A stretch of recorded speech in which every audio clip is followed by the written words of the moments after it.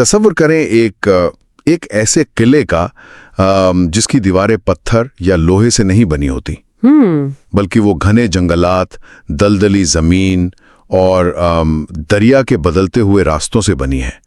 ایک ایسی جگہ جہاں قانون کی رسائی ناممکن حد تک مشکل ہے۔ بالکل، اور وہاں کا جغرافیہ ہی سب سے بڑا مسئلہ ہے۔ ہاں، اور جہاں چھپے ہوئے مجرموں کے پاس ایسے بھاری ہتھیار موجود ہیں جو آپ کو عموماً میدان جنگ میں نظر آتے ہیں۔ تو آج ہم دی شیڈو آف دی کچا، کرائم اینڈ کرپشن ان سندھ نامی ریسرچ اور مواد کا ایک گہرا جائزہ لے رہے ہیں۔ صحیح، اور اس جائزے کا مقصد صرف یہ گننا نہیں ہے کہ وہاں کتنے ڈاکو ہیں، بلکہ ہمیں اس پورے ایکو سسٹم کو ڈی کوڈ کرنا ہے کہ آخر یہ نظام چل کیسے رہا ہے، اور سب سے اہم بات کہ یہ دہیوں سے ختم کیوں نہیں ہو سکا۔ چلیں اس کو سمجھنے کی کوشش کرتے ہیں، کیونکہ یہ بہت ہی دلچسپ اور پریشان کن موضوع ہے۔ دیکھیں، اس کو سمجھنے کے لیے ہمیں روایتی جرائم کی اینک اتارنا پڑے گی۔ میں ایسا اس لیے کہہ رہی ہوں کیونکہ کچے کا مسئلہ کسی عام چوری یا ڈکیتی کا نہیں ہے۔ مطلب یہ کوئی اسٹریٹ کرائم نہیں ہے؟ بالکل نہیں، یہ ایک مکمل متوازی نظام ہے، یعنی ایک پیرالل سسٹم، جہاں جغرافیہ، مقامی سیاست اور کرپشن آپس میں اس طرح جڑے ہوئے ہیں کہ آپ ان کو ایک دوسرے سے الگ نہیں کر سکتے۔ صحیح، اور اس کہانی کی شروعات اسی جغرافیہ سے ہوتی ہے نا؟ جب ہم کچے کی بات کرتے ہیں تو ہم خاص طور پر کشمور، گھوٹکی، شکارپور اور سکھر کے اضلاع کی بات کر رہے ہیں۔ مواد میں اس علاقے کی جو تصویر کشی کی گئی ہے وہ بڑی حیران کن ہے۔ ہم سنتے تو آئے ہیں کہ کچے کے ڈاکو، لیکن یہ کچا اصل میں ہے کیا؟ یہ ایک بہت اہم سوال ہے۔ ریسرچ بتاتی ہے کہ یہ دریائے سندھ کے ساتھ وہ زمین ہے جہاں سیلابی پانی آتا ہے۔ اچھا۔ اور یہاں سرکنڈوں اور ہاتھی گھاس کے اتنے گھنے جنگل ہیں کہ اگر کوئی انسان چند فٹ کے فاصلے پر بھی کھڑا ہو نا تو وہ نظر نہیں آتا۔ ارے واہ! تو میں اس کی تشبیہ ایک ایسے بھول بھلیا والے قلعے سے دوں گا جس کی دیواریں روز اپنی جگہ بدلتی ہیں۔ یہ بھول بھلیا والی تشبیہ بالکل درست ہے، کیونکہ یہاں جو سب سے بڑی رکاوٹ ہے وہ صرف درخت نہیں ہے۔ تو پھر کیا ہے؟ بلکہ خود دریا ہے۔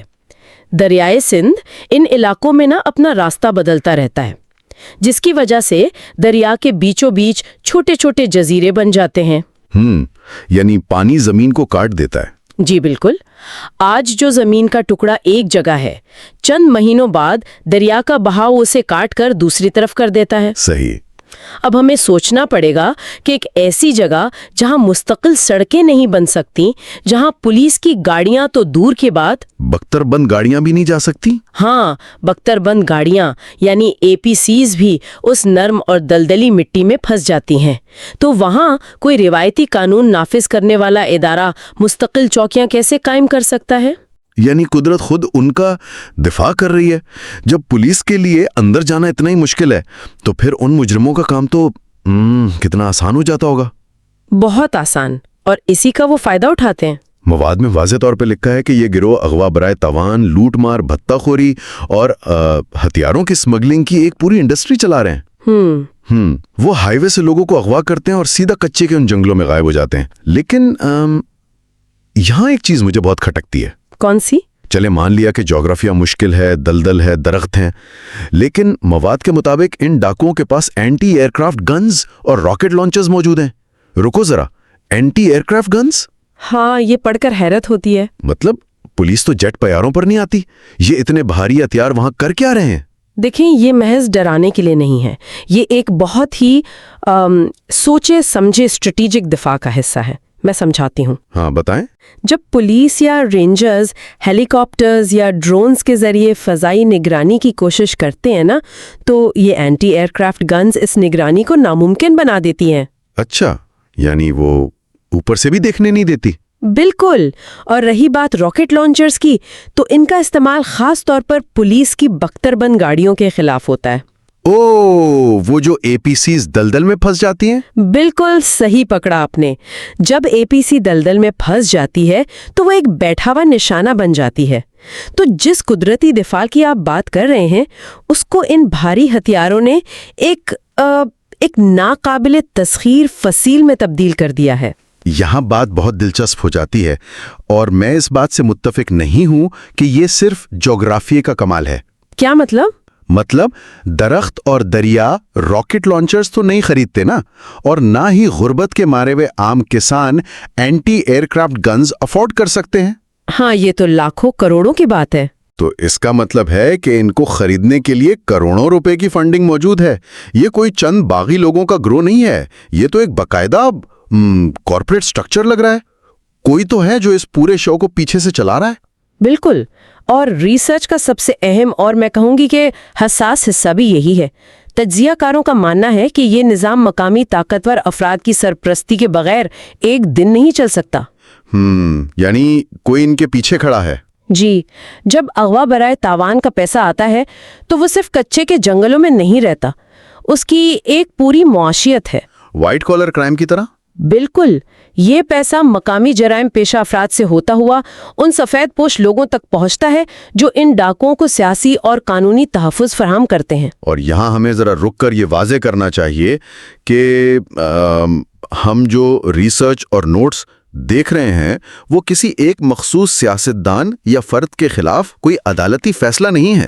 ہاں، یہ بہت ضروری پوائنٹ ہے۔ بات کا جائزہ لے رہے ہیں کہ فیلڈ ریسرچ کیا کہتی ہے۔ بالکل، اور وہ یہ ہے کہ ایک کمزور نظام میں طاقتور افراد کس طرح فائدہ اٹھاتے ہیں۔ یہ وضاحت واقعی بہت ضروری ہے۔ دراصل مواد یہ بتاتا ہے کہ یہ ایک باہمی فائدے کا رشتہ ہے، یعنی گیو اینڈ ٹیک۔ وہ کیسے؟ جرائم پیشہ گروہوں کو تحفظ چاہیے اور مقامی قبائلی سرداروں، با اثر زمینداروں یا کچھ بدعنوان سرکاری افسروں کو اپنی طاقت قائم رکھنے کے لیے ایک نجی ملیشیا کی ضرورت ہوتی ہے۔ Private army? ہاں، جب زمین کے قبضے کا کوئی تنازع ہوتا ہے یا مقامی سطح پر لوگوں کو ڈرانا دھمکانا ہوتا ہے تو ان کچے کے ڈاکوؤں کو استعمال کیا جاتا ہے۔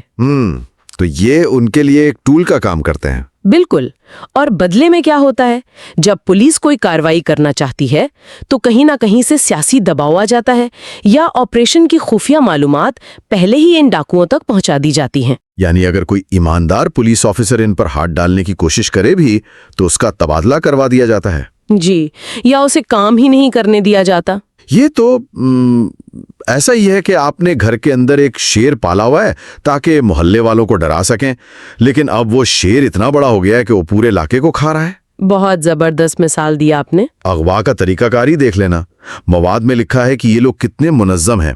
وہ ہنی ٹریپ کا استعمال کرتے ہیں۔ ہاں، یہ طریقہ آج کل بہت عام ہے۔ فون پر عورت کی آواز میں بات کر کے لوگوں کو بلاتے ہیں اور پھر اغوا کر لیتے ہیں۔ اور حیرت کی بات یہ ہے کہ وہ شخص غائب ہو جاتا ہے اور ہفتوں تک ریاست اس کو ڈھونڈ نہیں پاتی۔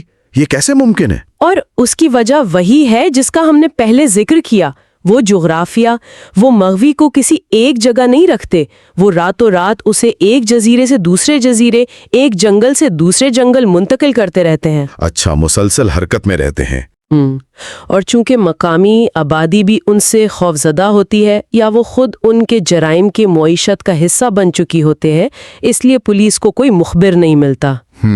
کوئی بتانے والا ہی نہیں ہوتا۔ بالکل، اگر کوئی مخبری کرتا بھی ہے تو اس کا انجام بہت برا ہوتا ہے، اس لیے لوگ خاموش رہنے میں ہی عافیت سمجھتے ہیں۔ تو اس سب کا مطلب کیا ہے؟ اگر ہم فرض کریں کہ سب کو معلوم ہے کچا کہاں ہے، جغرافیہ کیا ہے اور کون سے ہتھیار استعمال ہو رہے ہیں، صحیح، تو ریاست کیا کر رہی ہے؟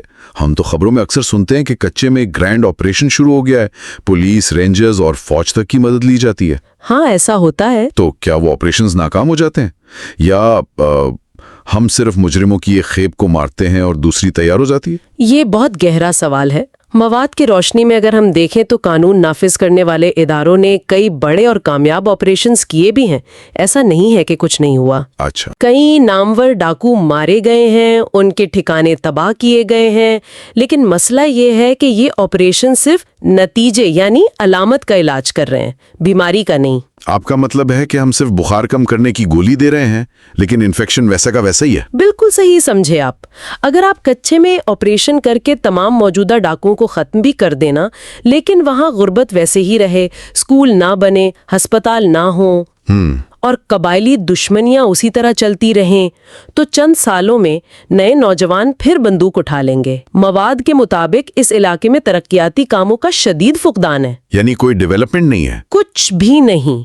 جب ایک نوجوان کے پاس روزگار کا کوئی ذریعہ نہیں ہوتا اور وہ دیکھتا ہے کہ بندوق اٹھانے سے نہ صرف پیسہ ملتا ہے بلکہ علاقے میں ایک رعب اور طاقت بھی ملتی ہے تو وہ اسی راستے کا انتخاب کرتا ہے۔ اور اس میں قبائلی دشمنیوں کا کردار بھی تو بہت اہم ہے نا۔